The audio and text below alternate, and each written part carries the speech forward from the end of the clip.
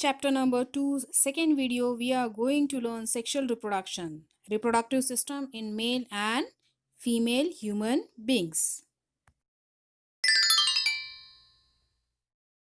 Sexual reproduction comprises of two steps. First one is the gamete formation and the second one is the fertilization.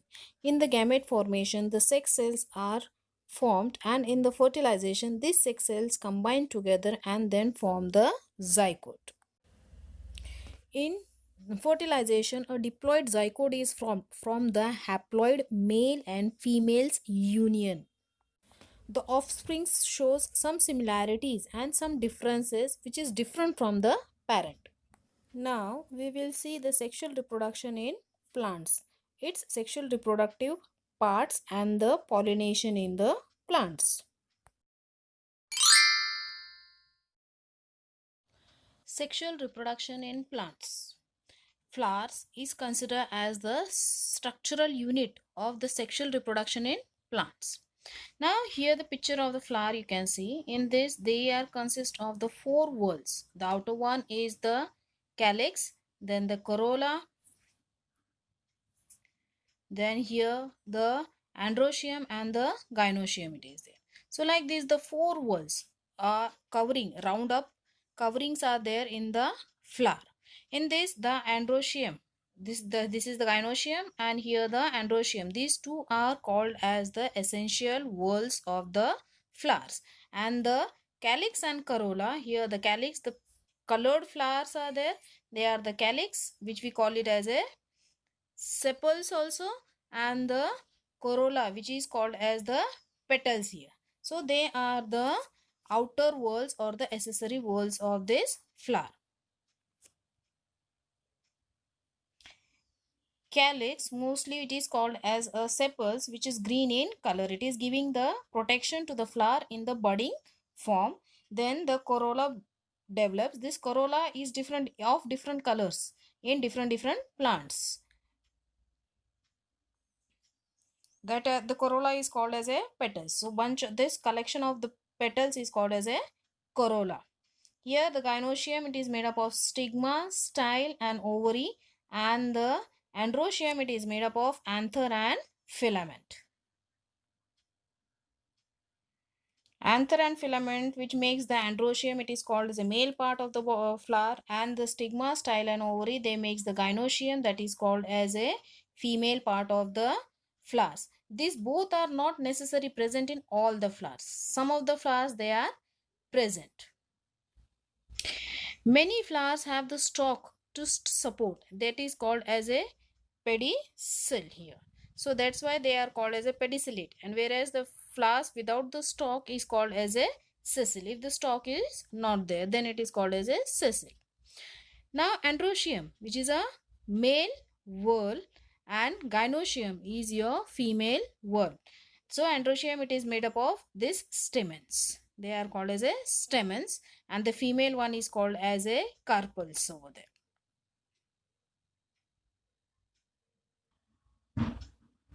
In the gynoecium, you can see here the embryo or the ovary is there. From the ovary, a small pipe-like structure it comes out, that is called as a style there. And at the top, when it opens, that part is called as a stigma here.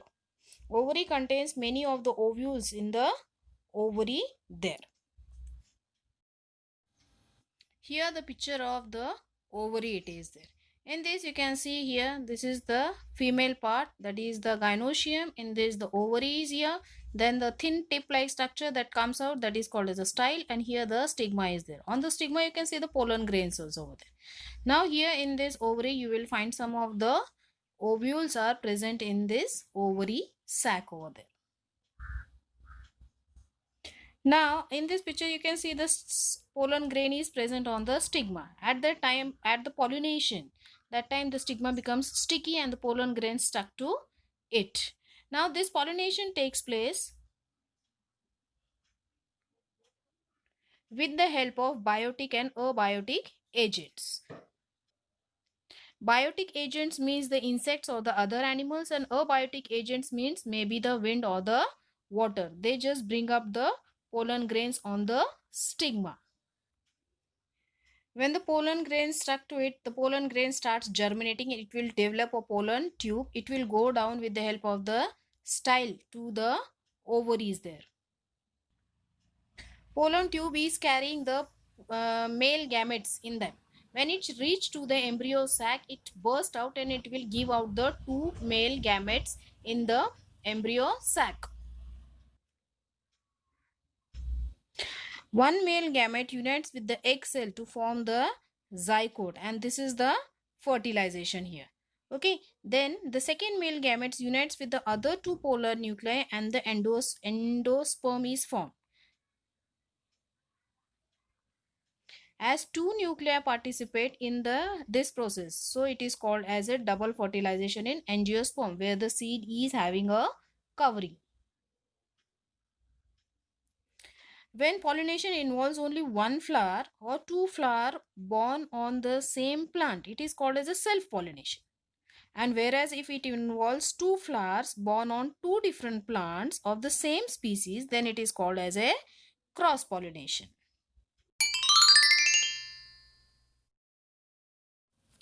Male reproductive organ. In the male reproductive organ, you can see here the full structure of the male reproductive organ. In this, the main one is the testis, and the middle one here, it is the penis. This testis is actually present in the bag-like structure in the body, and that bag-like structure is called as a scrotum. This testis is responsible for the production of the sperms. Here the immature sperms are produced, and here we will find the thin fiber like or very fine tube like structure. That tube like structure is called as a seminiferous tubules. In that seminiferous tubules only this sperm is produced. Then it is transferred to the next part, that is called as a epididymis. Here also epididymis is also a tubule like structure. In this the sperms comes out, and here it becomes little bit mature. Now from that it will start moving to the next tube like structure, that is called as a vas deferens. Here the sperms travel and move forward. Now when the sperm is moving forward over here, that some of the ducts, some of the glands, they are adding some fluid or hormones or some chemicals in that over there. In that the first one is the seminal vesicle, which is adding something to it for the propagation of the semen and for the life of the semen. So when what it is adding a fluid, and it is adding the carbohydrates. Fluid for the traveling and the carbohydrate for the survival of the semen. It is adding in this. Here it is, and from this tubule the sperms are coming. It gets added with that sperms over there. Now the sperms become little bit mature. When the sperm travels, it starts maturing little bit more and more. Then comes the next one gland is the prostate gland. Prostate gland is also adding something to it. That is the basic fluid. Just like we say that acid and the base. Like that the basic fluid it is adding to this substance, means with the sperm, which is helping in just reacting with the acid which is present in the vagina. So it can survive there, because the sperms can't survive in the acidic nature. So to make it that acid as a neutral one, this prostate gland is adding some base like structures to that semen along with the semen over there. Next come the Copper's gland here.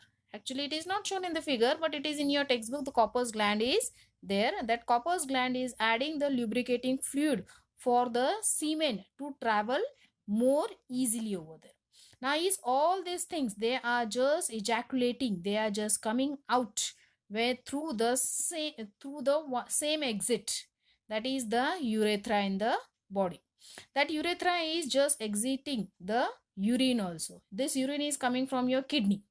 This is your ureter which is attached to the kidney, and then from there it is coming and it is just accumulated in the bladder. In this bladder, the urine also is ejaculated from this urethra, and the semen also get ejaculated from this same urethra only. Now semen production, when it takes place at the age of puberty, when you will reach to the age of 13 to 14, it a little bit different for everyone. Then the semen production takes place, and then this sperm production, then when it is added all these things in that, then it becomes a semen over here. Now one more question is there. Why these testes are outside the body? In female reproductive system, which we are going to learn, in that this female reproductive system, all the organs are inside the body.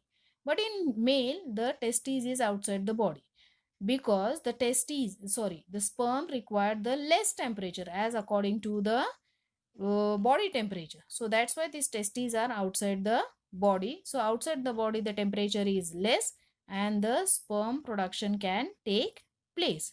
So for that reason this is just in the bag like structure that is called as a scrotum, in that the testes is there. Testes are producing the sperm over there.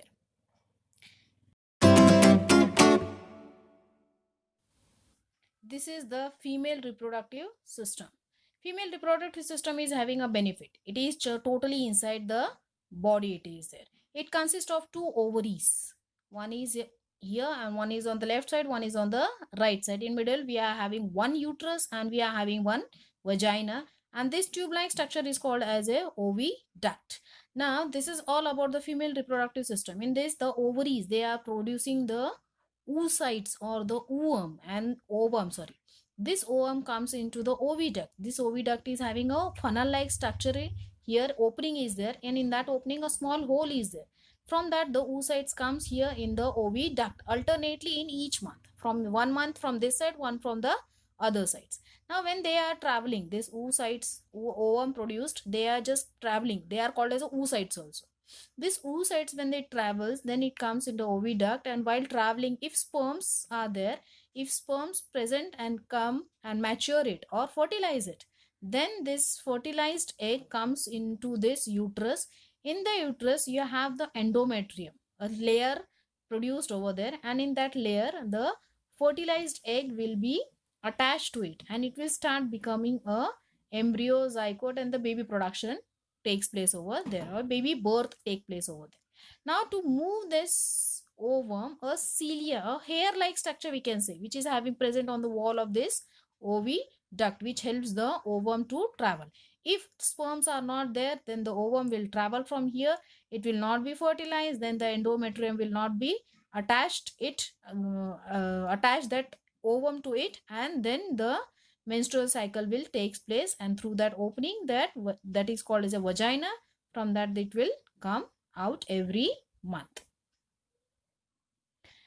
When a female take birth, that time at the age of means at the time of birth, there are 2 to 4 million immature oocytes are present in the ovary of that female. All are not used in the whole lifespan.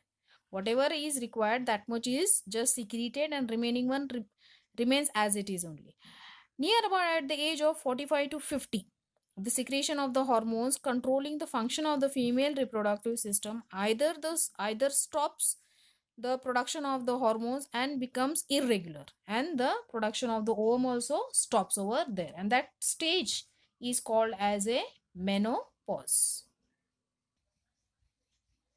In men, the sperm production, once it is started till the death, it will keep on going. But in the woman, it doesn't happen. It stops after a age, the production of the ovum from that ovaries. Formation of the zygote by the union of the sperm and the ovum is called as a fertilization. This fertilization is totally in the internals of the human body. A diploid zygote is formed in this process by the union of haploid male and female gametes. You have learned the meiosis process. Meiosis process takes place between the gamete cells or the reproductive cells of male and female and form the zygote. Here haploid gamete means it consists of 23 chromosomes from male and 23 chromosomes from the female. It combines together and form the diploid, that is of 46 chromosomes, means 23 pairs.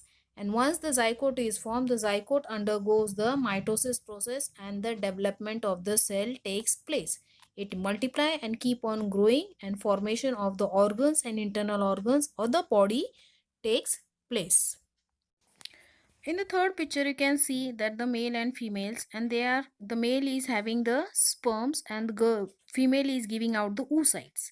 Now sperm consists of 22 autosomes and one is your sex chromosomes.